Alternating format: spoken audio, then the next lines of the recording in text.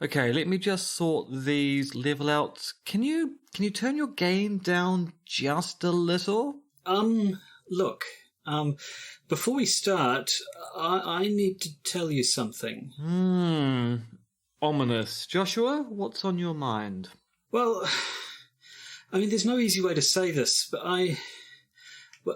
I've been lying to you from the very beginning. From the very beginning? What, of recorded history? Of all time? Since the Big Bang? Well, no, from the beginning of this podcast. I haven't been honest about my motivations for getting into it.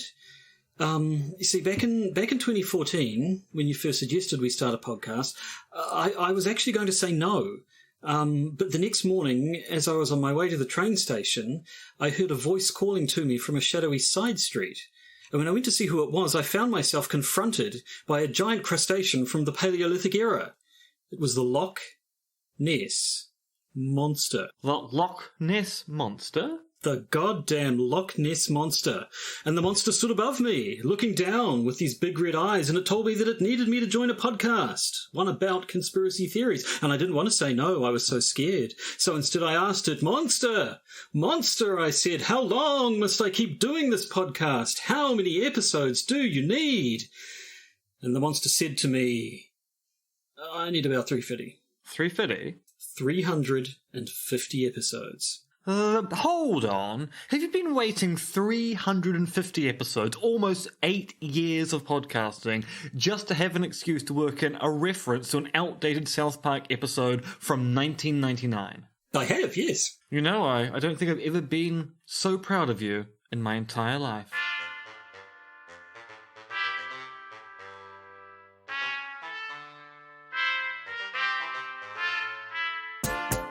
Podcaster's Guide to the Conspiracy, brought to you today by Josh Addison and Dr. M. Denton.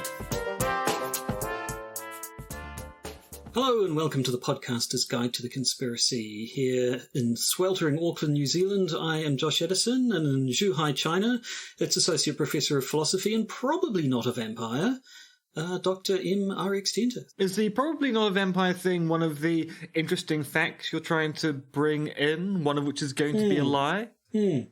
Interesting. But I think, interesting.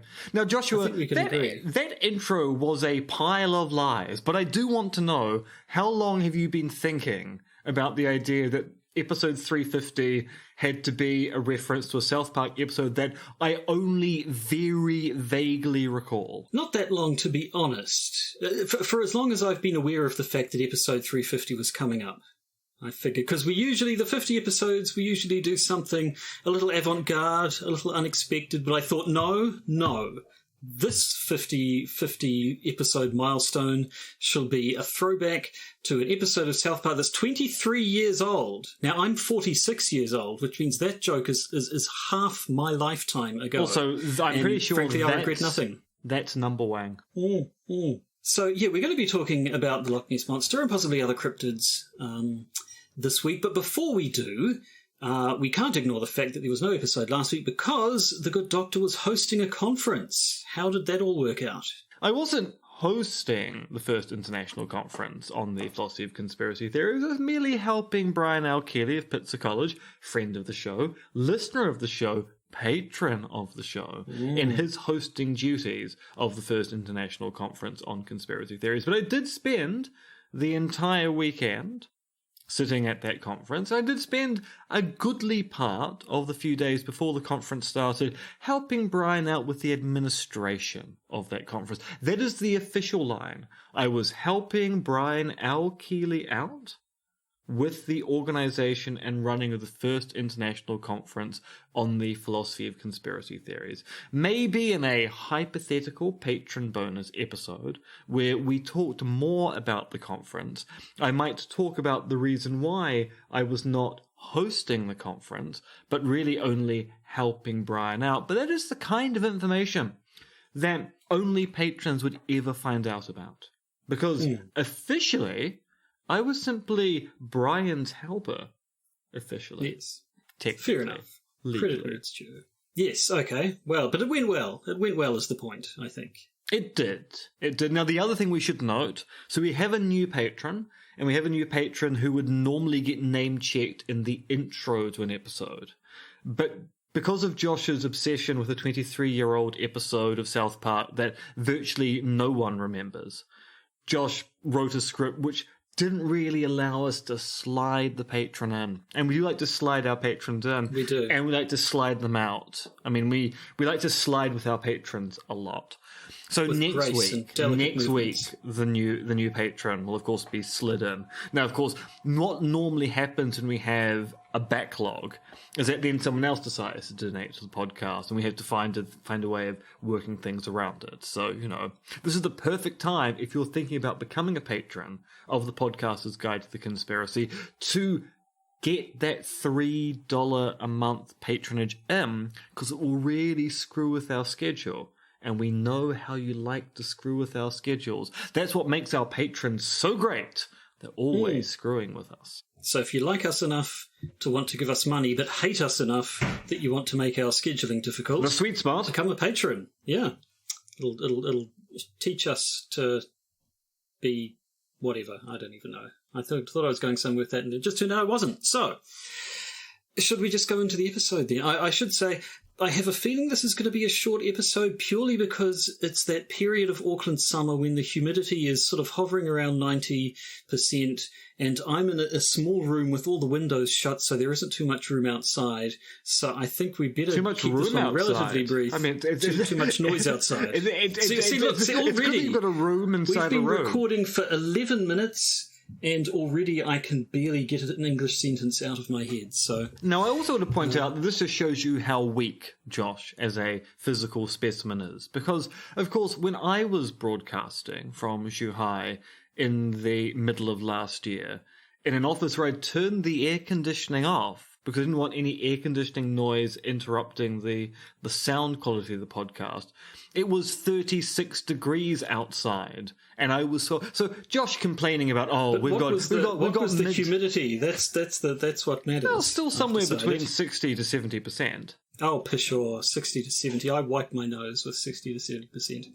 Anyway, having just said we're going to keep this episode short, we've now been rabbiting on about stuff that has nothing to do with the topic I just want you to suffer in the high humidity and heat of Auckland. Enough. So the more that I vamp around the fact that you are a weak specimen of a human being means the more uncomfortable, both psychologically and physically, you become. And because I'm a trained public speaker and thus can actually just keep talking for long periods of time, I could in fact keep this vamping up for a good 45 minutes before I even let you you're on get another a continent word where in. I can't reach over and slap you. Yes. Well, precisely.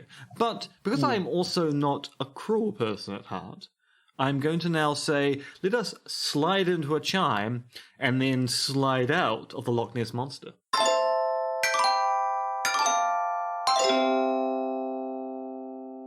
Well, there we go. Your benevolence astounds.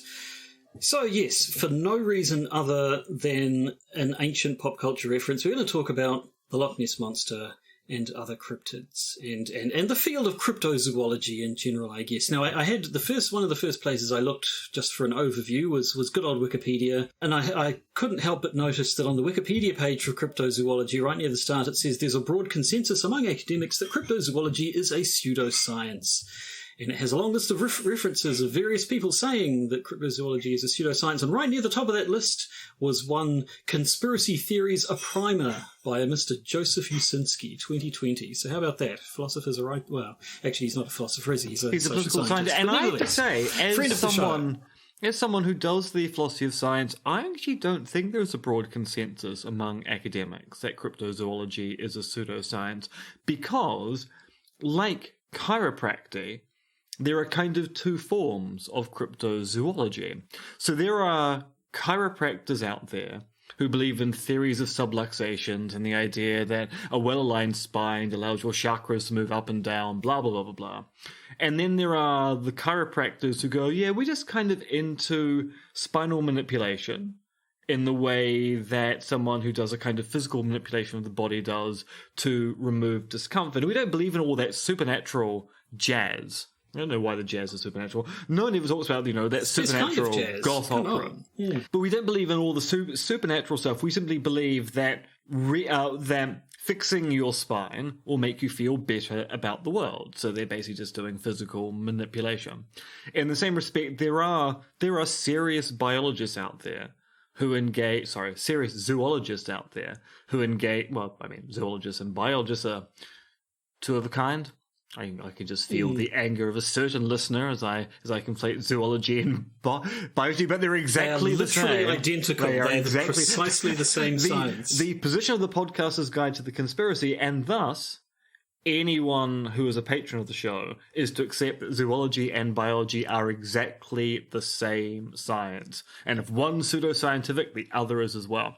But there are zoologists out there who do engage in the study of rumored animals, which is what cryptozoology is, and they engage in rigorous study, looking at folkloric tales and then comparing those tales to existing species, looking at areas of the world where there hasn't actually been much zoological capture over time, and then going, well, maybe some of these stories, which usually always come from the fringe of cultures, are referring to things that we haven't yet catalogued.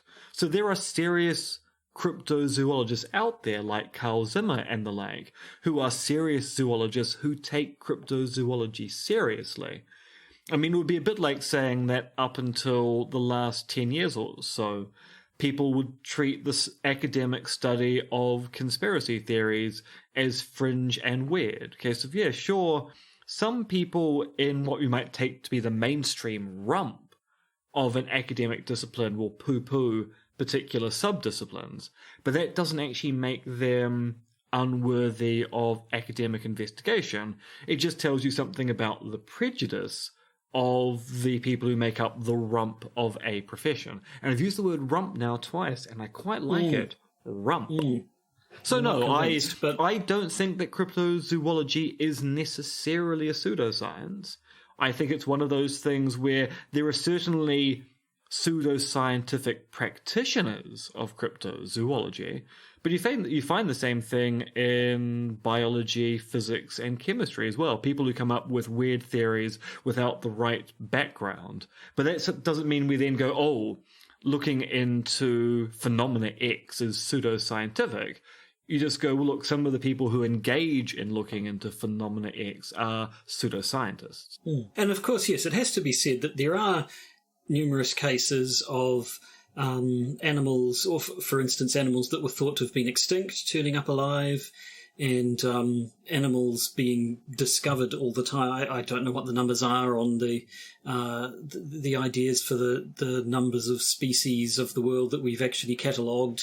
I certainly know when it gets to things like insects, insects, I think one of the numbers being bandied about a few years ago is we've probably catalogued about 20% of the insect species around the world, to the point where you can literally go into your backyard and potentially discover a new kind of insect which doesn't appear in the textbooks, because there are just so many of them. But I think when it comes to the sorts of things that people call cryptids, they're usually things that are big enough that it would be hard to miss them, and often we could maybe draw an analogy with Brian's mature, unwarranted conspiracy theories. The idea that these supposed animals people have been talking about them for long enough that you would expect them to have found them by now, and yet they haven't, and yet people still continue to talk about them. But, of course, before we can't go any further without talking about your personal connection to the world of cryptids. Because it's my personal rejection from the world of cryptozoology. Yes. Now, local journalist and friend of the show, David Farrier, used to have a podcast with comedian and actor Rhys Darby, who's and Buttons. Don't forget Buttons. Well, you can't forget Buttons. Who was Buttons? It was the third person on the radio show. And I should be pointed out, the Cryptid Factor, the show we're talking about still does exist, but it seems to be sans David these days. Yeah, is Rhys Darby still doing it? Yes, Rhys Darby and Butter. It's what we might call a very occasional podcast. I think they produced exactly one episode last year. Yes, because Rhys Darby's off being famous in Hollywood these days. Which I don't understand, but that's another matter entirely. Yeah. Flight of the Conchords, I think. It was off the back of that. But anyway. So yes, before it was a podcast, though, it was a regular show on the Auckland University student radio station BFM. Now, did you actually were you a cast member of it at all, or were you just sort of proposed and then cruelly cast aside before I was in 2 anything? episodes. So basically, after Jose Barbosa left BFM to go off to take over the world of visual media, the Cryptid Factor kind of came in as the replacement show in that time slot. And I was always doing a 15 minutes every 2 weeks appearance on Jose's show. So the idea was I'd continue doing that about conspiracy theories. I did 2 sessions of the Cryptid Factor, and then David invited me out for coffee one day and said, oh, by the way, we're ditching your segment, No Hard Feelings. Well, there we go. So possibly this is some sort of a sign that cryptid discussion and conspiracy theories should never be mixed, and possibly we're tempting the fates by doing this episode. But too late now, I guess. We've started, so we'll finish. Now, of course, David Farrier, who you probably better know for Dark Tourist and the Tickled documentary and so on. Before all of that, I better know him from accidentally joining in a protest march in Prague, because that was something we did once whilst trying to find sushi. Very confusing. But in the middle of the 2000s, he actually went off to Mongolia to research a documentary about the Mongolian deathworm, a popular cryptid. Now, when I was looking about it now, all I could see was news articles saying journalist David Farrier has gone off to film a documentary, or journalist David Farrier has just got back from filming stuff for his documentary, but I didn't see anything about the documentary actually being released, so I'm not sure. Are you aware if he ever actually made that documentary? So I know he went to Mongolia to film material for it, and he did filming and interviews there. As you say, no documentary has ever been released. I've actually tried to ask David in the past about past projects and future projects, and his answer is, look, this is not personal, but I don't talk about stuff which I'm working on to other people until such time it's ready to release, because I find it kind of gets in the way of the creative process. Something which I do understand. Sometimes jumping the gun on describing a project to someone for certain creatives kind of robs them of the impetus to then go off and do that particular thing. Yeah, I don't know. So David's very private about the work that he does. I get the impression that the Mongolian deathworm thing just didn't really produce enough content to justify actually going into the post-production phase of producing a film out of the footage that was taken. That is the impression I get. Yeah, I saw one interview with David where he said that the impression he got having done his filming was that he thinks the Mongolian deathworm is a thing that used to exist, but that it's probably extinct now, and he reckoned that the sightings of it seemed to dry up around the 1950s. So that was his How long ago was that impression. Interview, out of curiosity? I don't have the link now, but it would have been sort of late 2000s, probably 2009 or maybe a little later. I do wonder what his view on it now is, given the kind of stuff he publishes on Webworm. I take it that he's now in the highly skeptical camp when it comes to a lot of the stuff that he used to have a dalliance with. And so I do wonder whether now he would go, yeah, maybe I was actually a little bit foolish even then to think that it had existed. I don't know. Once again, it's very hard to talk to David about these things, because things which are technically active projects or things that could be resuscitated are things that he's not particularly inclined to talk about for obvious creative reasons. But anyway, we're not here to talk about David Farrier, a lovely human being, though. Here to talk about cryptids. And do you have a favourite? I suppose I should ask right at the start. Is there anything that ever captured your imagination? Well, I mean, I've always been ever so slightly interested by the alien big cats in the South Island of Aotearoa, New Zealand. Not because I think they're likely to exist, but for the sheer fact that they are kind of the local cryptid that gets talked about a lot. And also the extinct otter that we had back home, which has not existed for a long time, and yet there are still stories about people seeing it in the bush. So I've got a few favourites when it comes to local cryptids back home in Aotearoa. I've always had a little bit of a soft spot for the Yeti, but that's mostly because of their role in Doctor Who.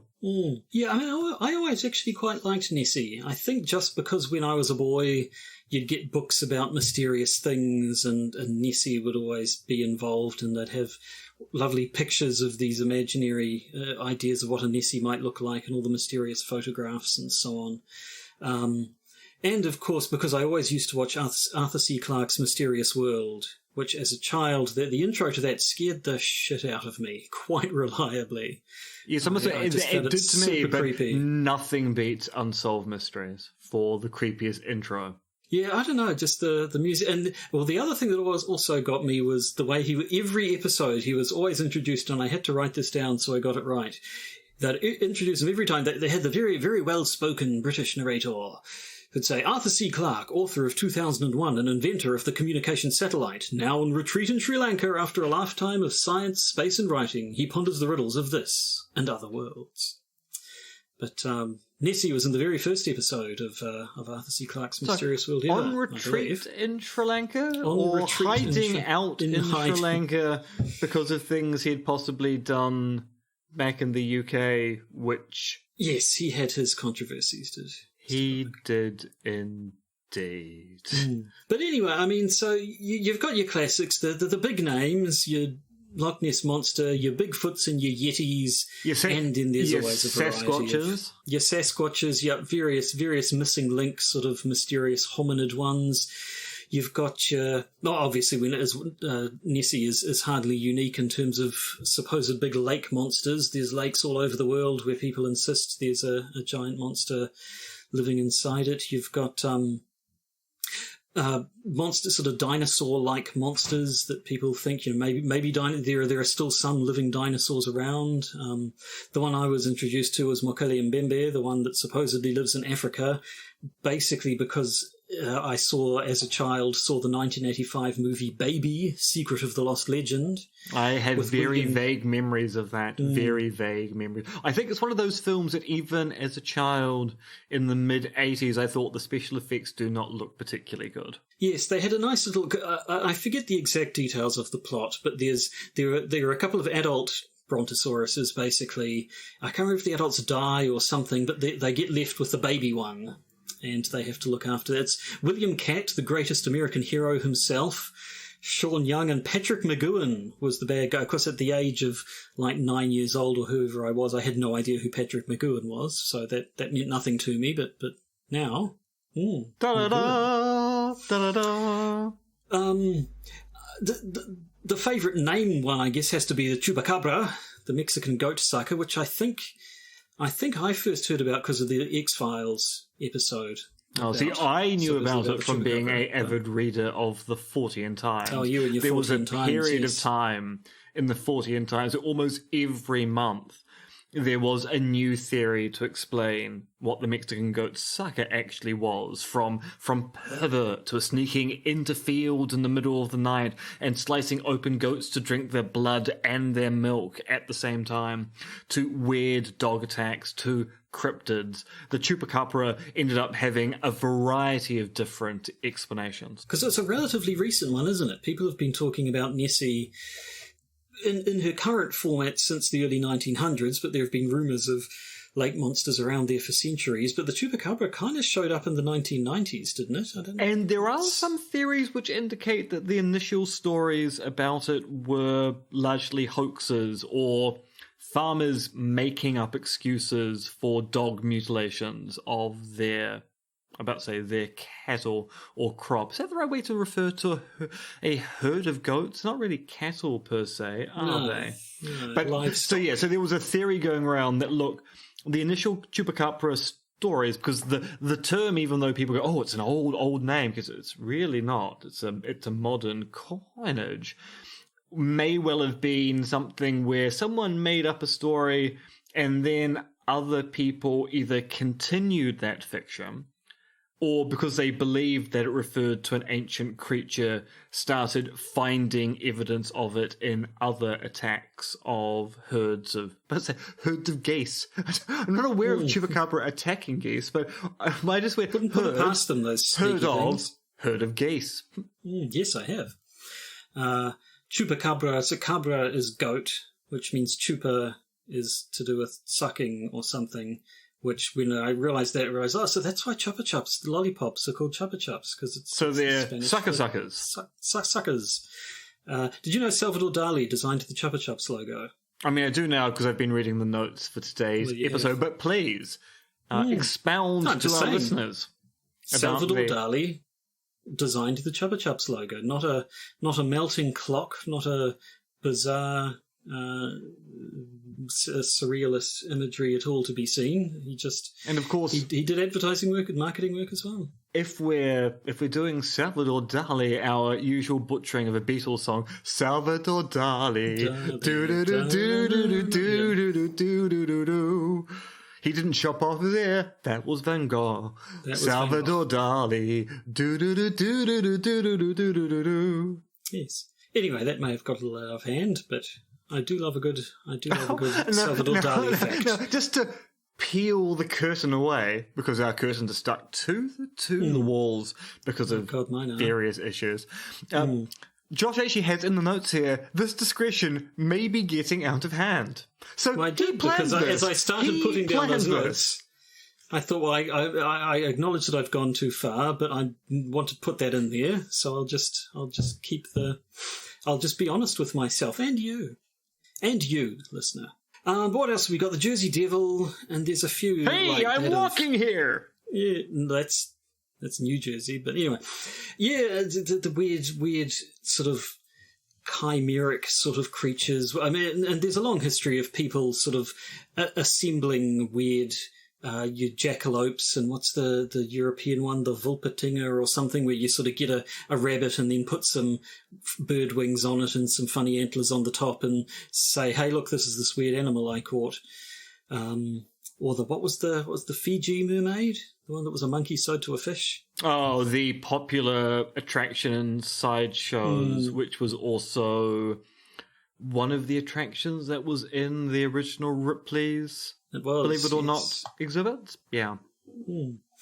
And sometimes you get ones like the Mothman that they sort of somehow ended up getting sort of a supernatural aspect bolted onto it. I think there were these sightings of a creature that looked, from the sounds of things, a lot like a large owl, but definitely wasn't a large owl, according to the people who saw it. And then there was that bridge disaster, and for some reason people thought that the Mothman was a warning or something like that, and then they made a movie about it with Richard Gere. Now, are you aware that the book The Mothman Prophecies by John Keel, which is the kind of the story of the bridge disaster, which I assume the movie is based on, the premonitions around it of the Mothman, is also by and large the origin of the Men in Black? I did not know that, no. Because in the Mothman Prophecies, Keel talks about how numerous witnesses or people who saw Mothman were visited by strange men wearing black or grey suits who had come to the house, claim they were members of some nondescript government department, and then asked people questions about the event, was also acting really weirdly. So there's one example he uses of two men in black arriving to interview a little old lady, and she has some Jell-O out on a plate. And the ubiquity of Jell-O in America and American culture cannot be overstated. So when one of the men in black points to the gelatinous substance going, "What is that?" the little old lady's interest is piqued, and she, "Oh, do you want some?" And then he starts manipulating and playing with it as if he doesn't realize it's a foodstuff.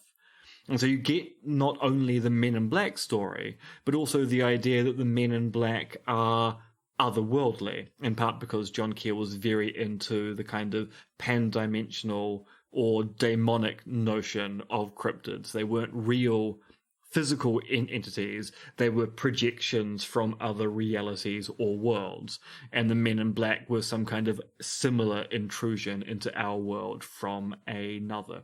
Interesting book. Quite hard to read because there isn't any central narrative to it, but nonetheless very interesting. And I actually quite like the film.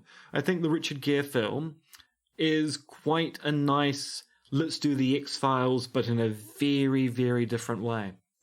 Well, maybe I'll check it out. Never seen it though.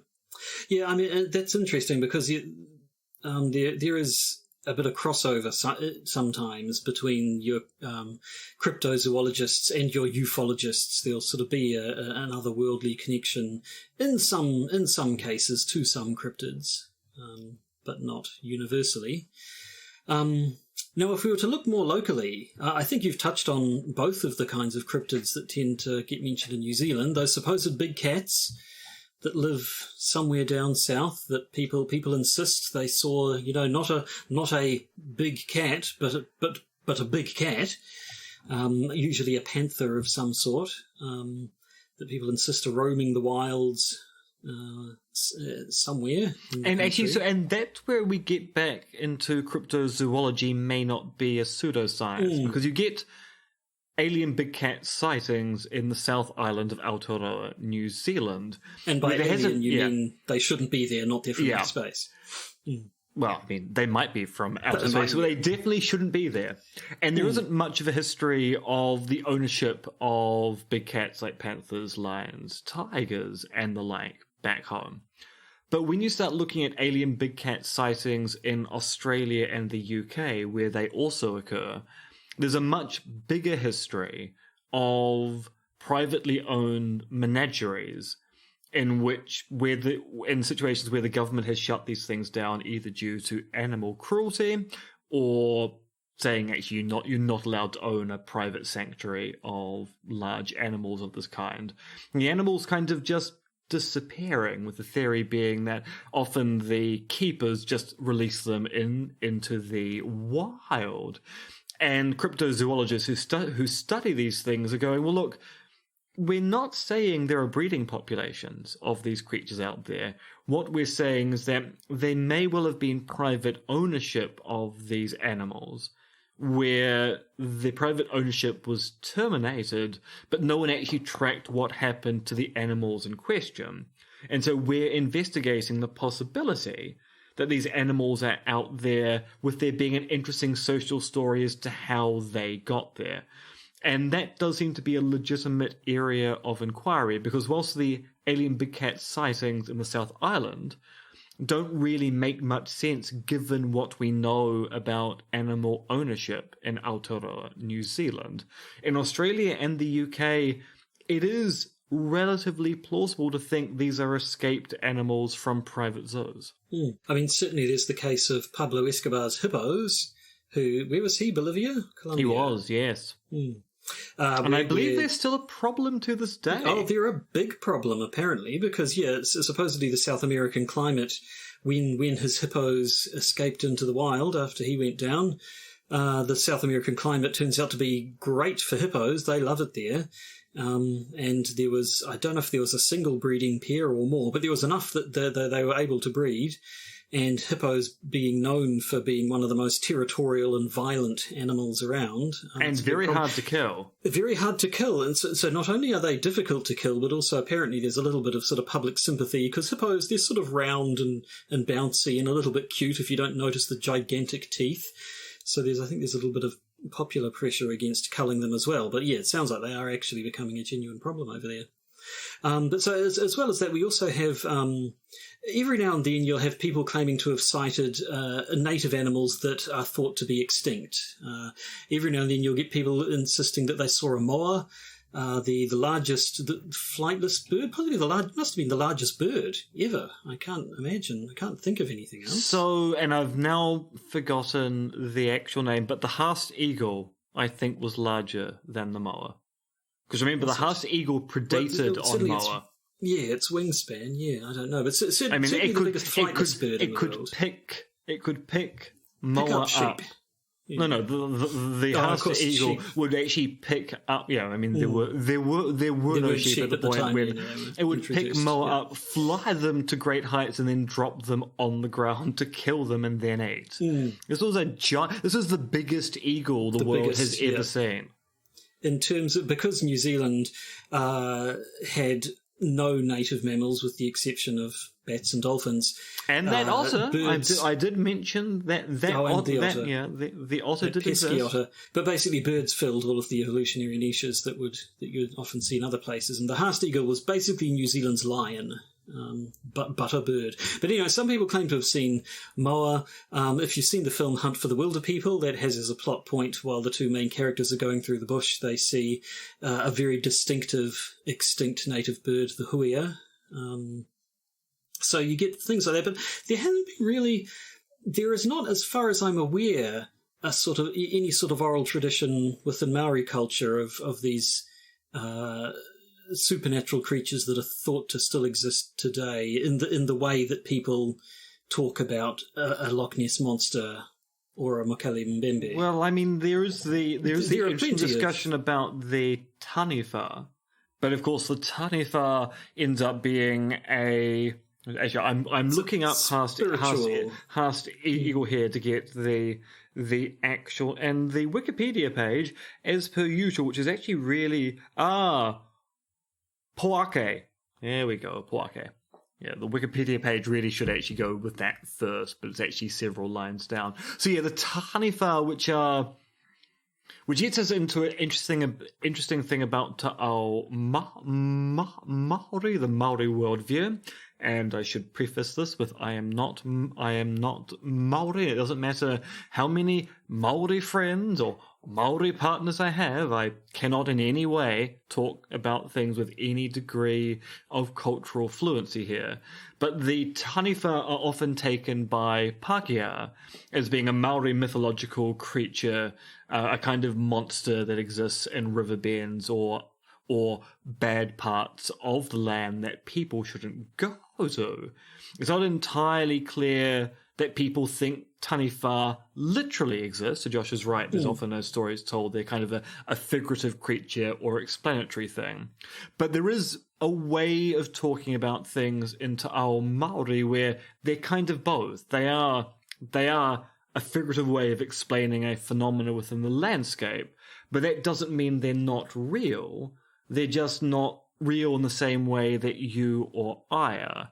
Probably the more interesting thing within the Aotearoa concept is the Patuparehe, the fairy people of Māori because culture. they're what get the Celtic New Zealand hypothesis people in Yes, the because aren't the Fae folk are usually characterized as being light-skinned with blonde hair and blue eyes, which the Celtic New Zealand hypothesis proponents say, well, that sounds an awful lot like Europeans. And anthropologists, sociologists, and philosophers will go, no, that sounds a lot like albinos. And albinoism is quite striking in a people who are used to dark hair, dark skin, and dark eyes. And so there is a kind of history in a lot of different cultures of albinos being treated as being different from the norm. And it's understandable that you might even create a kind of folkloric category for people who, and this is a terrible way to talk about albinos, because they are a horribly predated upon part of the human species in a lot of cultures. But there's a way of explaining away why you might characterize Fae folk as having these kind of European characteristics without actually having to talk about the Europeans having got here first. Just dancing around some racism and ableism there. But yes, so I mean, when it comes down to it, a lot of these cryptids worldwide, some of them are hoaxes. I think we'll talk about one of the most famous hoaxes shortly. A lot of them do just seem to be mistaken animal sightings or stories about animals that may have existed but no longer did. So while for instance, I think there were still some more extant when European settlers arrived, weren't there? But certainly, No. Moa had been. No. I mean, so Moa were around when the Maori first arrived in Aotearoa, New Zealand. Or if they go extinct around about 100 to 200 years after the arrival of the Maori, due to the rise of agriculture in Aotearoa, New Zealand. Moa basically a consequence of that, and also being hunted down. So by the time Europeans arrived, there were definitely none around.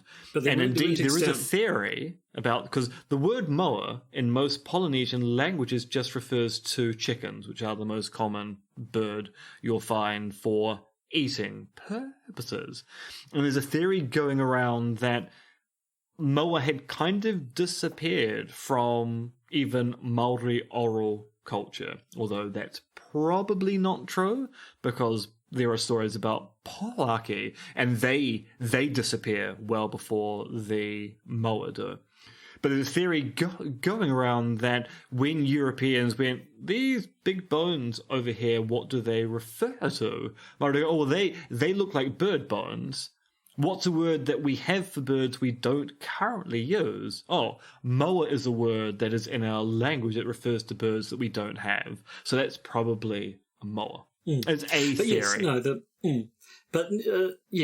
So they may not have been extant, but as you say, there was enough physical evidence that we had proof that these creatures existed. If the bones didn't exist, though, and you heard people, and you sort of heard people telling stories about these birds that were much taller than a human being, you might think it's just some weird story, when in fact it would be simply stories of something that no longer existed anymore. And that does seem to be the case.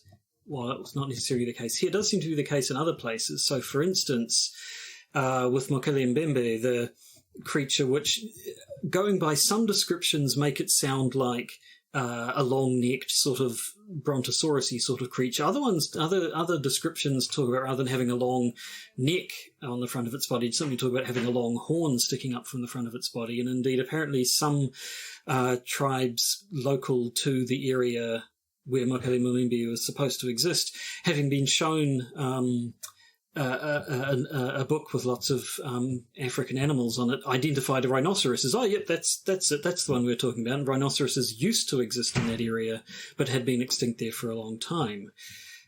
Similarly, with the Mongolian deathworm, there are stories of people talking to locals who claim to have seen them and showing them pictures of various snakes and having them point at a sand boa and say, that's what we are.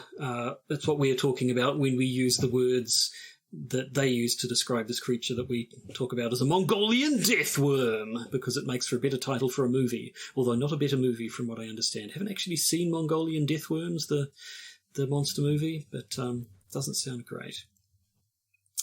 And similarly with Nessie, some people have thought that the various sightings, which tend to be not always have things in common. Sometimes it's shapes under the water, sometimes it's creatures walking around, sometimes it's weird ripples and so on. But I think there could be a variety of people seeing otters, people seeing large eels, or large fish as well, because there is a river that connects Loch Ness to the sea. I'm not sure. Yes, but it's possible for sea. I think it flows the other way. Yeah. It's also very, very deep underground. Yeah, so maybe not. But which brings us back again to your alien cats, because while, as you say, in other countries there is lot more plausibility of being an escaped creature, a lot of the time the explanation that people offer for these supposed big cats seen in New Zealand are that they're not a big cat, they are simply a big cat, a big house cat, which when seen at a distance across a field where there isn't enough detail to give you a proper perspective, your eye basically plays tricks on you and you end up perceiving it as being larger than it actually is. And that's been a explanation in some cases for how a person could mistake an otter for the Loch Ness Monster. I mean, it's a creature with a long body and sort of a longish neck and a long tail and what have you, and other things like eels and There are some relatively large fish, I think, that can be found around there. Which, if you just saw a bit of one gliding under the water, you never know. So yeah, I mean, there are plenty of explanations, but there are, I would say, even more cryptids that people believe in. And cryptids in this case go back a long way. So when people talk about the histories written by Herodotus, where we get stories like centaurs and the like, people are going, I mean, Herodotus, he's not the most reliable of historians, but he often was drawing on reports by people coming in from overseas. He just wasn't very good at kind of fact-checking the claims they made. And people are going, yeah, a lot of the cases of Herodotus describing an unusual species like a centaur is probably Herodotus getting a very garbled description of something very strange someone saw, like a person riding bareback on a horse, which sounds quite lewd, but bareback riding on horses sometimes it just means a person not using a saddle, and then going, how do we kind of reconcile the strange behavior here? And so you get the centaur, or some people have claimed that giraffes are the source of centaur stories, because at a distance it looks like the body of a horse with a really weird person standing on top of it.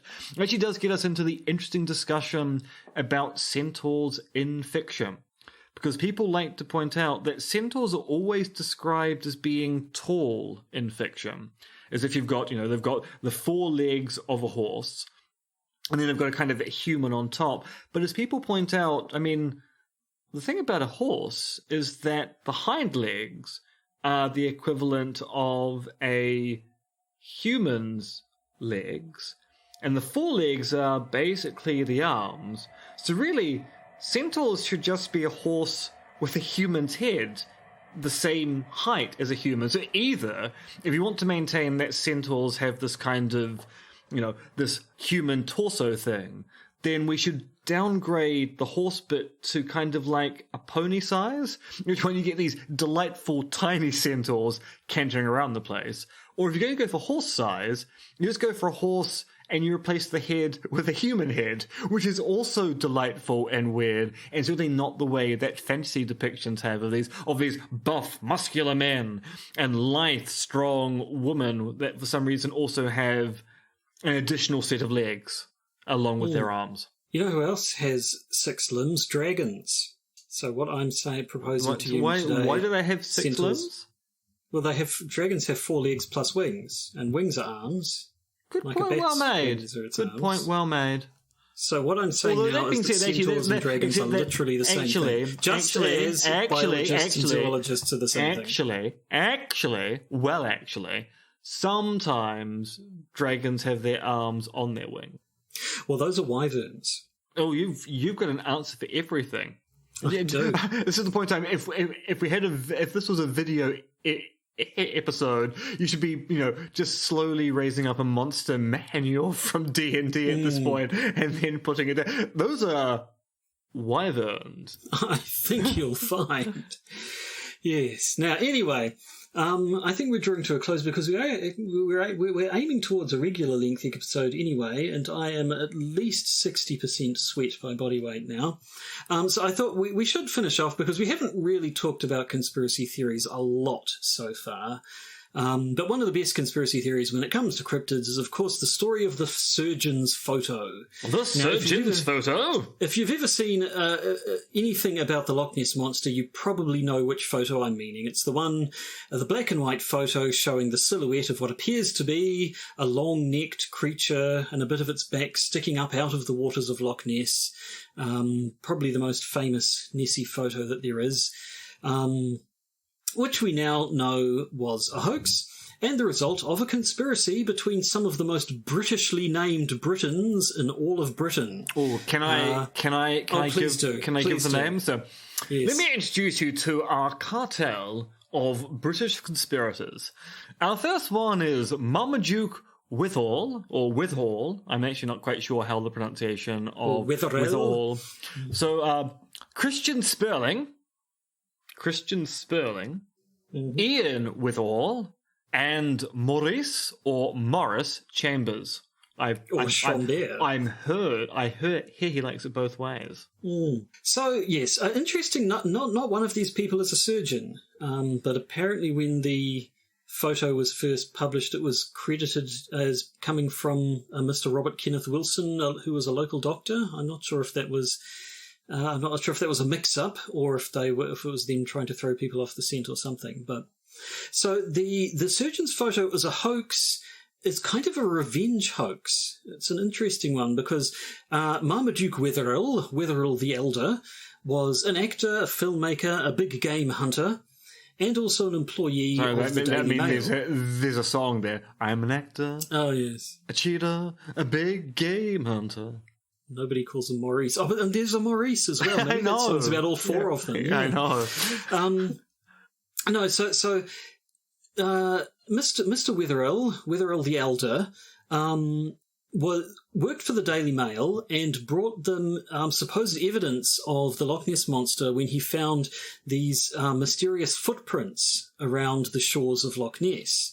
And so he came to the Daily Mail with his exclusive proof of the Loch Ness Monster. Unfortunately, when the casts of these footprints that he'd made were analysed, they were found to be quite clearly the footprints of a hippopotamus.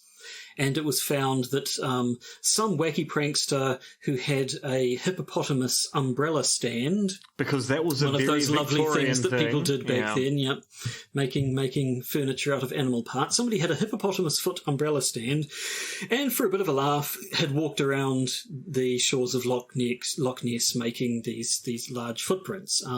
So the Daily Mail ended up rubbishing him and making him look like an idiot when it turned out he had been hoaxed. So he thought he had hoaxed them right back and come up with what ended up being one of the most famous photos of supposedly the Loch Ness Monster ever. So we now know that it was a toy submarine with a head and neck made out of wood putty stuck to the top of it that they floated out into the loch and photographed. I think so. Mr. Marmaduke Wetherell sort of was the brains of the operation. I think his son Ian Wetherell brought I think he supplied the putty and Christian Sperling supplied the submarine or something. Don't actually know what Mr. Chambers did, but he was there. So it says here he was an insurance agent. He was an insurance agent. I'm sure he was doing some kind of claims adjusting at the time. Yeah. Had insured the toy submarine or something. So they took this photograph. It was published in the Mail in 1934, and a large deal was made of it. Most of the time, the photograph is shown cropped in quite close. If you see the full photograph where you can actually see the shore of Loch Ness, it does look a little less spectacular with that amount of perspective. The creature does look quite a bit smaller, but nevertheless, it stayed there. People, first of all, back then, although photo manipulation was possible, it wasn't Stalin was really keen on it. Yeah, he was really keen on it. And fake photographs, how old were those fairy photographs? The Conan Doyle? That's slightly earlier. Yeah, but that was sort of paper models made to look real. But basically, photographic evidence was held in much higher regard than it is these days, of course, where anyone, if they choose not to believe in a photograph, can just cry Photoshop. But back then it was, a photograph was as close to cast iron proof as you could get. But, people, obviously there were always skeptics. Apparently in the 70s there was a bit of noise around the fact that they thought it was a hoax photograph. And then in 1993, some experts took a good look at the photo and really did start to cast doubt on it. They thought that the ripples around the edge of the monster, which in the cropped up version, kind of looked like they could be at making large waves. When you actually had a proper look at the photograph, they had the characteristics more of small ripples. And when you look at the full zoomed out, the full photograph, and in fact photographs, I think there were two but there was only one that was ever used because the other one, I'm not quite sure, wasn't as good a picture or something. But one of them seemed to show there was a little sort of dot at one point in the photograph which they could analyse and see wasn't a speck or an artefact or something. It was something that was actually in the photo, and it almost looked like it was something that had been towing this model and could possibly be seen to be causing some of the ripples. So this study basically said, we think this photo is a bit of a hoax. And then not long after that, in 1994, Christian Sperling, the son-in-law, admitted publicly that indeed it was a hoax. And then in 1999, the book Nessie, The Surgeon's Photograph Exposed by David S. Martin and Alastair Boyd. Did you see what they did there? The photograph exposed? Exposure, it's a double meaning, exposure. Yeah, so then they published a fairly detailed book, presumably having interviewed Mr. Sperling and what have you, that went through the history and the details and exactly why it was a fake. But so there you go. I think a lot of people, that was the photo, obviously. Good old Arthur C. Clarke's Mysterious World. That was always front and centre on some of the credits. Captured all I the world's believe attention. some of the work they did back in 1993 was actually trying to recreate the photo. So people went to, using the larger photo, found the kind of vantage point that with a camera of that time, you'd be able to work out exactly where it was. And then they would just take various scale models going, well, actually, how big does this thing actually need to be? And that was part of the deciding proof of going, actually, if this is meant to be a big creature, this photo does not show it, because the model itself they used is actually quite tiny. Yeah, no, not very big at all. But there you go. So whatever you think of it, it's definitely a conspiracy, so we're allowed to be talking about it. And frankly, that's all I have to say about the Loch Ness Monster. Except there is a link to Sherlock Holmes. Is there? Did he? So there's the film The 7th Solution, which is a film about a non-canonical story of Holmes investigating a crime. The reference, of course, is to the cocaine solution. Solution of cocaine, yes. And part of the plot of The 7% Solution is the faking of Nessie on Loch Ness. And so they built a kind of fake Nessie along the lines of the Sturgeon's photo. They put it out on the lake. They filmed it. And then many years later, that prop was found at the bottom of the lake. And people thought they'd found the prop associated with the surgeon's photo. But of course, it turned out actually they'd found the prop associated with the film. But that also, in part, then led to a new reinvestigation, because we're going, oh yeah, we've actually seen in the moving pictures how you would fake the Loch Ness Monster. And it looked pretty convincing in that film. We should probably go back and have another look at that photo again. So Sherlock Holmes inadvertently solved the case, which is kind of ironic, given that Arthur Conan Doyle died believing that the Cotillon fairies were very, very real, and that he could speak to his dead mother. Funny fella. So I think that he wrote a book after death. Was these one of those ones dictated to a psychic? Yes, and it ended up being a fairly interesting legal case, because the Doyle estate, when this book came out, went, well, if this book is written by Arthur Conan Doyle, then it belongs to us. And the author, the spirit medium who took down dear Uncle Arthur's words, or Daddy Arthur's words, really can't claim anything other than being a secretary. So we should deserve all the royalties from this book. And so there was a legal case about who the author of the book was, and the court sided with the Doyle estate, going, well, look, if the person who channeled Arthur Conan Doyle really does claim all she was doing was typing out what he told her, then she's not an author and can't make any... So, yeah, an interesting legal proof of life after death, or at least authorship after death. So, I think that's us done for this week. But it's not, of course, because after we stop this, first I'm going to turn the fan back on again and cool myself down, so at least into the Josh, point. are you going to strip naked for the bonus episode? Only you will know. But anyway, we're going to record a bonus episode. There's no doubt about that. We're going to talk about a bunch of mysterious things. We'll talk about the protest that's been going on down south. What else will we talk about, do you think? Well, we're going to talk about good old Havana Sound, because there's more information about that Havana syndrome. We'll have a little bit of an update as to Prince Andrew's legal travails over good old Jeffrey Epstein and his coterie of underage girls. We've got a journal of lost Templar secrets, which can be easily bought from Etsy. And, of course, the good old debate as to whether the Podcaster's Guide to the Conspiracy is going to stay on Spotify, given that we should follow Neil Young's lead. We've got some stats and some commentary on that as well. So if you'd like to hear about all of that and you're not currently a patron, then just be one. We already told you at the start how it's the perfect mix of encouraging and also infuriating.